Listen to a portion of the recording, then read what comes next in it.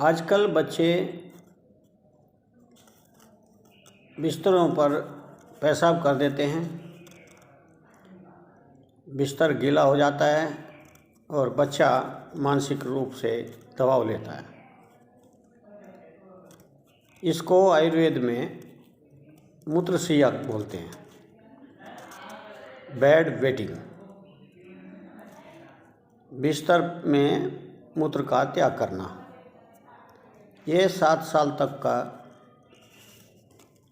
Normal होता है।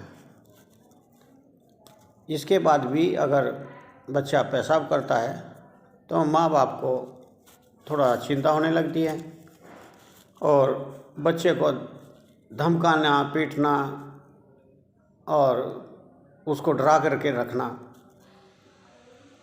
शुरू कर देते हैं। ये गलत है। बच्चे को पेशाब करने पर ऐसा कुछ नहीं करना चाहिए कि बच्चा डर जाए। हो सकता है उसका मूत्राशय विकसित ना हुआ हो। कई बच्चे जिनका मूत्राशय विकसित नहीं हुआ तो 10-11 साल 12 साल तक का भी बच्चे मूत्रशय्या के रोगी होते हैं और कई बार बड़े व्यक्ति भी ऐसा करते हुए देखे जाते हैं। अगर यूरिनरी ट्रैक्ट में कोई इन्फेक्शन हो, मूत्र के मार्ग में कोई इन्फेक्शन हो, तो उस रोगी को भी बेड वेटिंग की शिकायत हो सकती है। तो इसमें घबराने की बात नहीं है। ये वो जानबूझकर नहीं करता कि वो उसको डांटते हैं, बल्कि बच्चा उल्टा डर जाता है कि किसी को पता लग जाएगा, गीला देखकर शर्माता है या माँ बाप से डर जाता है, तो उसके ऊपर एक मानसिक दबाव बढ़ जाता है। इससे उसका मानसिक विकास, शारीरिक विकास रुक भी सकता है। तो इसलिए उसे न डरें। स्लीप एपनिया एक रोग है, मानसिक थकान है। उसमें भी मरीज को पेशाब बिस्तर पर ही सोते सोते निकल जाता है। कई बच्चे हमें बताते हैं कि मुझे नहीं लगता रात को कि मैं शैया पर ही या अपने बेड पर ही पेशाब कर रहा हूँ। मुझे ऐसा लगता है कि जैसे मैं नाली में या टॉयलेट में जा कर के ही पेशाब कर रहा हूँ, और जब वो भीग जाता है तब पता लगता है कि मैं बिस्तर पर ही पेशाब कर रहा हूँ। इससे वो शर्मिला होता है। तो इस बात का ध्यान रखें कि बच्चा डिप्रेशन में ना जाए, उसको ना धमकाएं। और अगर उसको ये डर की वजह से भी हो सकता है। स्कूलों में इतना वर्क दे देते हैं और टीचर डरा देते हैं, या माँ बाप ही इतना दबाव डालते हैं बच्चे पर, तो इसका मानसिक दबाव बनता है। इससे भी बच्चे को मूत्रशय्या हो सकती है। ये एक कारण और भी हो सकता है कि वो अनुवांशिक हो सकता है आपने भी बचपन में मूत्रशय्या का रोगी रहे हों, बेड वेटिंग के रोगी रहे हों। आप नहीं हैं तो आपके दादा, नाना, चाचा कोई तो होगा। तो अनुवांशिक रोग हो सकता है और ये स्त्री और पुरुष में दोनों में बराबर होता है। इसके और भी कारण हैं। हो सकता है रोगी को कब्ज रहता हो, या कोई ऐसी मेडिसिन चल रही हो, या नशीली कोई चीज़ हो जिसके कारण ये प्रॉब्लम आ जाती है।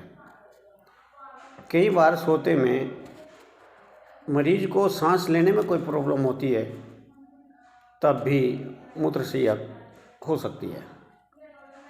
तो इसलिए आप बच्चे को कब्ज ना होने दें और सोने से पहले उसको मूत्र त्याग कराएं।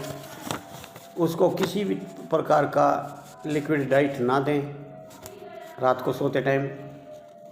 और सबसे ज़्यादा तो यही है कि आप उसे नींद लेने दें और डांटें नहीं, पूरी नींद करें तो कई बार जब पूरी नींद नहीं होती, बच्चा लेटते ही गहरी नींद में चला जाता है, उसको पेशाब का प्रेशर का पता भी नहीं लगता। रात को आप हमेशा सोने से पहले ही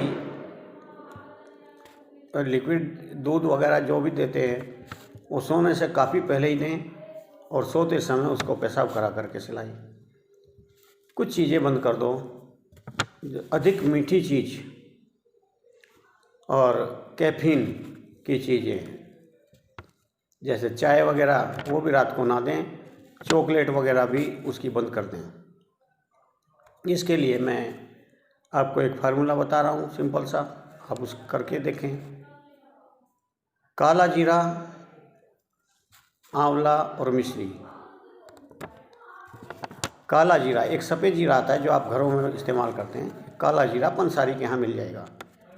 काला जीरा और आंवला और मिश्री, ये तीनों का चूर्ण बना करके रख लें और दिन में उसको आधा आधा चम्मच, या बहुत ज़्यादा छोटा बच्चा है तो 2-2 चुटकी, एक 2-2 चुटकी उसको 2-3 बार खिलाएं तो ये समस्या का समाधान मिल सकता है। इससे भी अगर समस्या का समाधान नहीं मिलता तो आप अपने किसी चिकित्सक को दिखाएं, हो सकता है वो आपके इस समस्या का निवारण कर सके।